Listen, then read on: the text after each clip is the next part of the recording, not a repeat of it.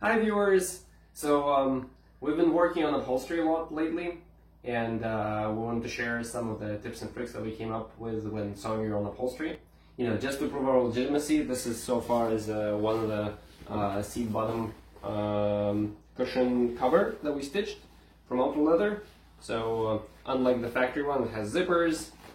As you can see, zipper zips around. Zippers are reinforced. There is this, okay, so here's the zipper reinforcement.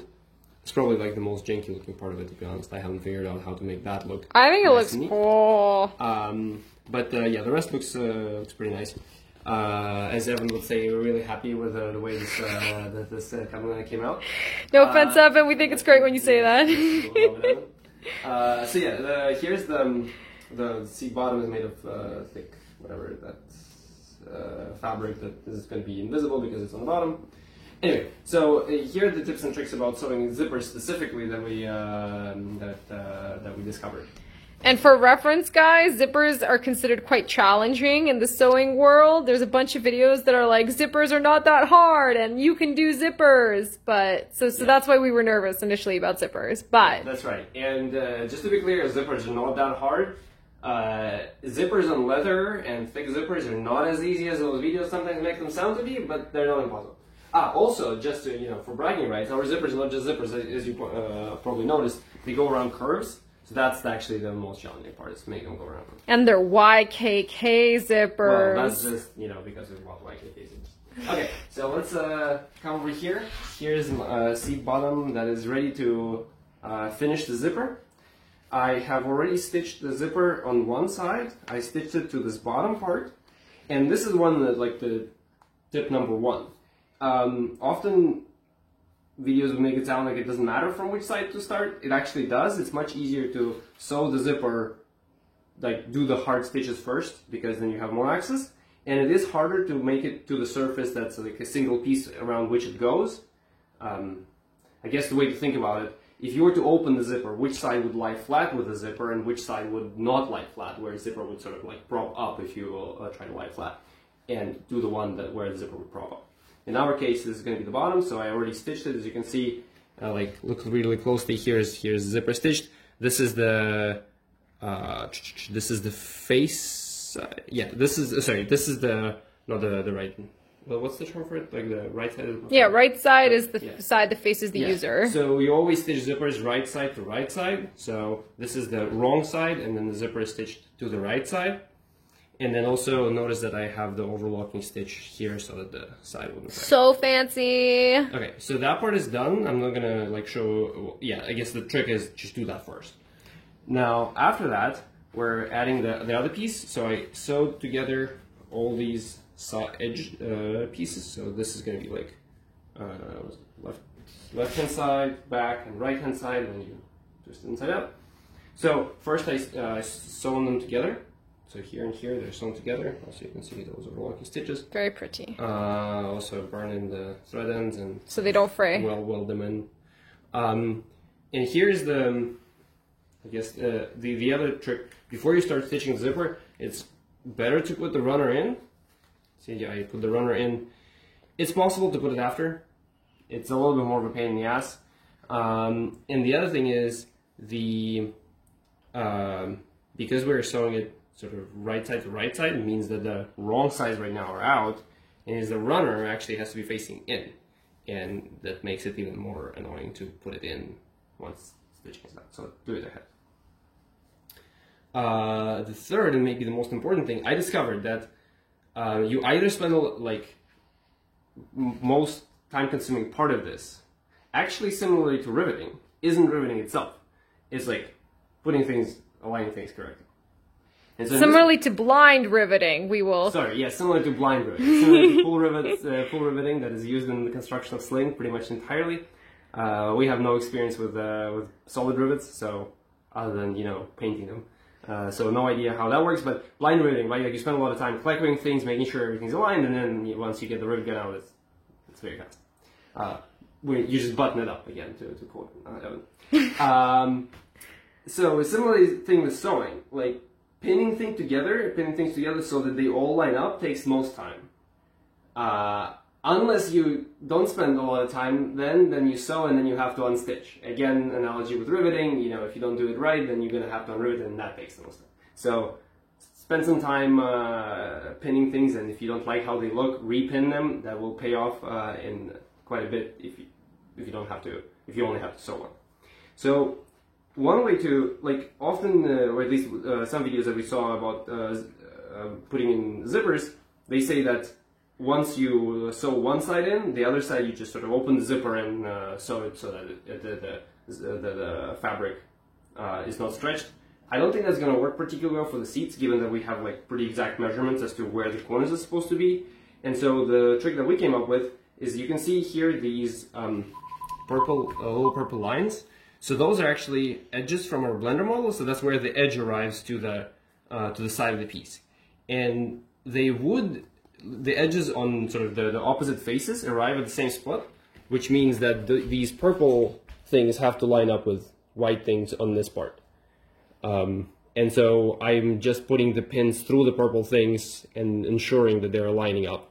And that way you can like go through the entire thing. Well, some of these are just so that there's no extra fabric there, but like here, I'm trying to line them up as close as I can. Here, there were actually two edges, but the purple one goes right between, and so on. And so if at some point you discover that, for instance, like here everything lines up and here it doesn't, then you know that something is wrong here in between. Like often, well, what happened to the previous thing a couple of times is that this thing is stitched wrong, and so then there's extra fabric that's sort of missing. And so then the longer, here you're going to have a longer part. That's basically, be careful of seams that meet your zipper. Yes, be careful of seams. Well, not only the ones that meet zippers, just any seams. There's a possibility to sew them not along the seam line, and that way you will have sort of missing fabric or extra fabric, and so the other part won't line up. So once everything lines up, we're sort of ready to go. There is the other interesting thing. Here, like here's a preview of how this is going to look like once turned out. Beauty! So you see there's no like exposed fabric edges sticking out. Which is pretty. And the reason why that's the case is because we cut here a corner and then bent like this. Super handy. Was supposed to bend that way. And now yeah, handy tip from another YouTube video. Yep, and so I guess when it lies flat, it lies like this. Nice. Beautiful. Okay, and now we are basically ready to sew. I can demonstrate the beginning of that. Analogy to riveting, ready to rivet. Yes, so, well, almost.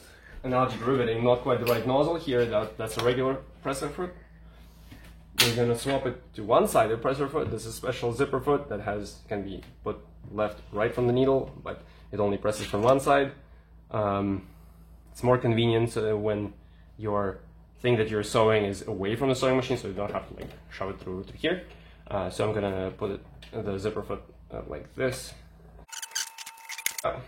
and then this was set to overlocking stitch for the edge. I'm gonna set it to length 4 with 0 and straight stitch, and there we go. I'm not gonna start all the way here because there isn't, as you can see, I left extra fabric, extra zipper. So really it's this pin is where it makes sense to start, like anywhere that way you're not going to be sewing anything. And why did you leave extra zipper? The extra zipper is left there so that you sort of get the same this effect where the zipper goes under. If you were to cut it short, then you won't have any zipper left. The zipper can pop out. It's going to be not pretty. And then also, well, yeah, it's in case I miscounted something and it was too short on the other side. I just wanted to have extra.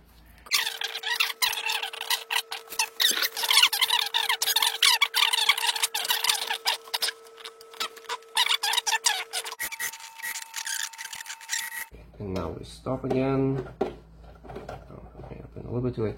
Okay, so now we just want the runner out because you can't really sew close to the runner very well.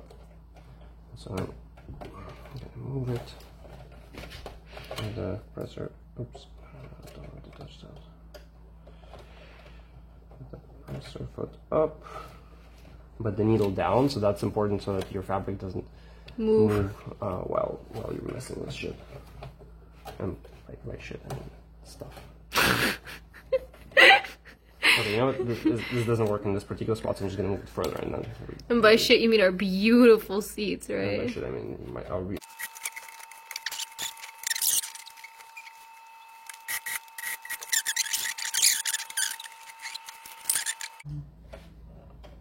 That's okay. Okay. Alright, viewers, we're gonna cut to a commercial break. Yeah, commercial break. Commercial break. Alright, viewers, we're back from commercial break. Yeah. Sasha had a great idea that we actually can make the puller through by detaching the foot because the suppressor foot has not a hole but a notch for needle. And once you detach it, you can just slide it that sideways. Let's see if that's gonna work. Actually, I don't know. The needle, remember, the needle is still inside the fabric. And there we go. I think it worked. Don't jinx it. There we go. Yeah. Alright, cool. Boom, boom, pow. Now we just gotta reverse what we did. Yeah. Rock and roll. Yeah. Ding, ding, ding. Alright, another commercial break while we finish sewing the zipper. Yep. Alright, stay tuned. Alright, viewers, now we have the final result to show off to you. Alright, look. Here is the... we just finished sewing the zipper. Here's the seam. As you can see, it doesn't perfectly go along the seam line where it's supposed to go. Especially in the corners, it's a little bit wonky. But that's fine. That's good enough. Yes, definitely good enough. Is it? You'll see in a moment. It looks pretty decent from once you turn it inside out. That's right. Remember, in sewing, you turn everything inside out. Yeah. Look at that. Exactly. And let's check if the zipper actually zips. Oh, there's still a bunch of pins there. Look at that. Whoa! It zips. It unzips. Whoa! It will work even better at the once we're fully done because we're also we're gonna do one more stitch on each side along here For finishing looks. For finishing looks and so that the fabric on the outside doesn't get into the zipper. But I think you guys get the basic process. Thank you for joining us and stay tuned for more upholstery videos. That's right. Cheers. Bye.